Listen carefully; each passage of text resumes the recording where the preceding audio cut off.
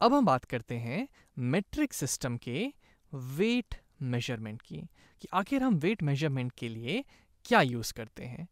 लेकिन देखा जाए तो हम जो चीज़ें यूज़ करते हैं आम जिंदगी में वेट मेजरमेंट के लिए, उससे हम एक्चुअली उसका वेट नहीं, उस ऑब्जेक्ट का मास मेजर करते हैं। अब आप सोच रहे होंगे कि मास और वेट तो सेम चीज़ थे, लेकिन मैथमेटिकली बोलूँ तो आपको हायर क्लासेस में जाके पता चलेगा कि वेट और मास दोनों अलग अलग चीज़ें हैं। मतलब अगर मैं थोड़ा डिटेल में जाऊँ तो वेट जो होता है वो मास का 10 टाइम्स होता है। लेकिन अभी के लिए हम ये मान के चलेंगे कि वेट और मास एक ही चीज़ है, और इवन इस वीडियो में मैं वेट और मास को एक दूसरे के लिए यूज़ करूँगा। तो अभी आप बिल्कुल टेंशन मत लीजिए, अभी आप वेट और मास दोनों को एक दूसरे के लिए आराम से सेम चीज़ के लिए यूज़ कर सकते हैं। तो वेट मेजरमेंट करने का मेट्रिक सिस्टम में जो बेस यूनिट होता है उसे हम ग्राम कहते हैं। अब अगर मैं आपको एक सेंस देना चाहूँ कि 1 ग्राम लगभग कितना होगा, तो आप जनरली सोच सकते हैं कि ऐसे कॉइन्स का वेट जनरली हम ग्राम्स में मेजर करते हैं। जनरली आपने देखा होगा कि जब आप गोल्ड शॉप में जाते हैं तो वहाँ जो गोल्ड के सिक्के होते हैं वो ग्राम्स में होते हैं। तो ऐसे छोटी छोटी चीज़ों के लिए हम ग्राम का यूज़ करते हैं मेजरमेंट के लिए। तो क्या ग्राम की बड़ी यूनिट नहीं होती है? होती है। जैसे लीटर्स की होती है, जैसे लेंथ की होती है, वैसे ग्राम की भी बड़ी यूनिट होती है। ग्राम की बड़ी यूनिट को हम कहते हैं किलोग्राम। KILO, किलो, और फिर ग्राम। तो जैसा कि आपको पता है कि किलो का मतलब होता है 1000 ऑफ समथिंग। किसी भी चीज़ को अगर आप 1000 टाइम्स कर दे, 1000 टाइम्स कर दे, तो वो किलो हो जाएगा। तो वैसे अगर हम ग्राम के आगे किलो लगा दें तो इसका क्या मतलब हुआ कि 1 किलोग्राम जो है वो 1000 ग्राम्स के बराबर होगा। तो एक सेंस देने के लिए कि 1 किलोग्राम कितना होता है, जब आप मार्केट में जाते हैं अपने पेरेंट्स के साथ या फिर अपनी फैमिली के साथ सब्जी लेने या फिर कुछ भी, तो आप इसको, इस वेट मेजरर को, अपने इस चीज़ को देखी होगी। इसका वेट 1 kg होता है, जो जनरली शॉपकीपर्स अपने वेइंग बैलेंस में डाल के 1 kg पोटैटोज़ या 1 kg अनियंस आपको मेजर करके देते हैं। तो इस वेट को, ये जो वेट होता है इसका, ये 1 kg होता है। तो आई थिंक अब आपको एक सेंस मिल गया होगा कि अगर मैं 1 किलोग्राम की बात कर रहा हूँ तो उसका क्या मतलब है।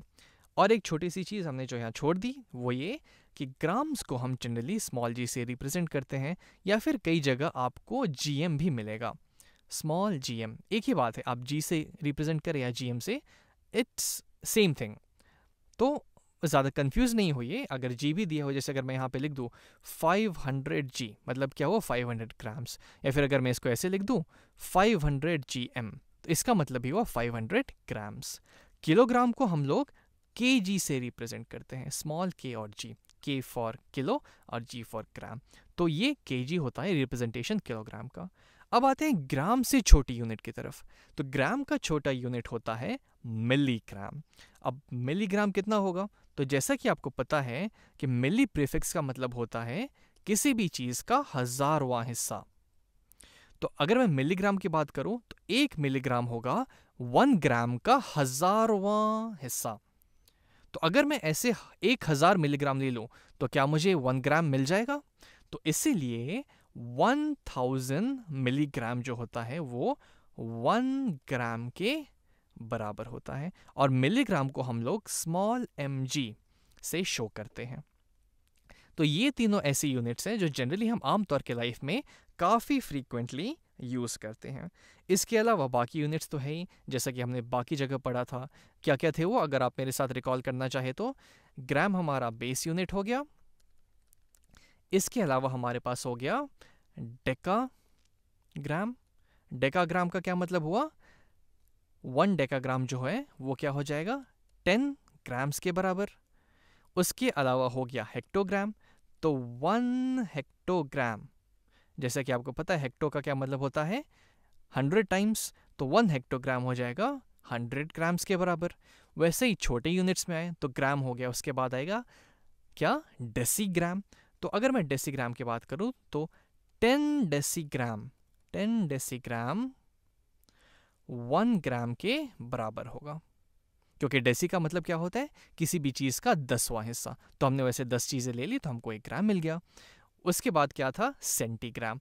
तो सेंटी का मतलब था किसी भी चीज़ का 100वां हिस्सा। तो हमने 100 सेंटीग्राम से लिए तो हमको 1 ग्राम मिल जाएगा। तो यहाँ हमने इसको ऐसे लिख दिया कि 100 सेंटीग्राम्स इज इक्वल टू 1 ग्राम। तो खैर ये सब यूनिट इतना यूज़ नहीं होते हैं, बस फॉर इन्फॉर्मेशन आप जान लीजिए जो मेन यूनिट जो हम आम तौर की भाषा में यूज़ करते हैं वो है किलोग्राम, ग्राम और मिलीग्राम। मिलीग्राम का थोड़ा सेंस लेना चाहें तो ये कैप्सूल्स आपको यहाँ पे दिख रही हैं। इस कैप्सूल्स के अंदर जो भी पाउडर होता है, जो भी मेडिसिन होता है, उनका वेट हम बहुत एक्यूरेटली मिलीग्राम्स में मेजर करते हैं। मिलीग्राम जनरली मेडिसिनल यूज़ वगैरह में यूज़ होता है जहाँ पे वे करना बहुत एक्यूरेटली ज़रूरी होता है। तो उन सब छोटे छोटे मेजरमेंट्स के लिए, छोटे छोटे वेज के लिए हम लोग मिलीग्राम्स यूज़ करते हैं।